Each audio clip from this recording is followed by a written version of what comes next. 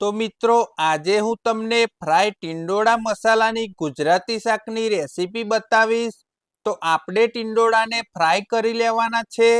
પછી વઘાર માટે તેલમાં રાઈ નાખીશું। પછી તેમાં જીરું, તજ, લવિંગ, તમાલપત્ર, હિંગ અને સૂકા મરચાં નાખીશું। ત્યાર પછી તેમાં આપણે આદુ મરચાંની પેસ્ટ અને મીઠો લીમડો નાખીશું।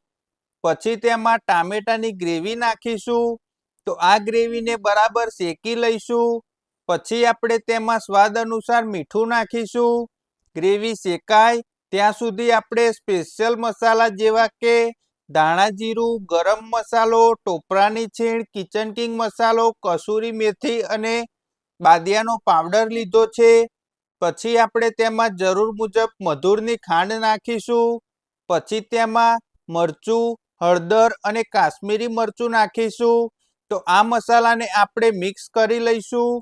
પછી તેમાં જરૂર મુજબ આમચૂર પાવડર નાખીશું અને આપણે તેમાં આપણા ગરમ મસાલા કાઢ્યા હતા તે નાખીશું। પછી વઘારમાં આપણે ફ્રાય કરેલા ટીંડોળાને એડ કરી લઈશું।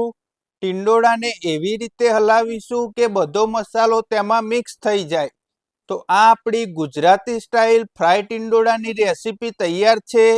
જો તમને રેસીપી પસંદ આવી હોય તો આવા બીજા રેસીપીના વિડીયો જોવા માટે અમારી ચેનલને સબસ્ક્રાઈબ કરી દેજો અને આ વિડીયોમાં લાઈક કરો, કોમેન્ટ કરો અને આ વિડીયોને શેર કરી દેજો હો।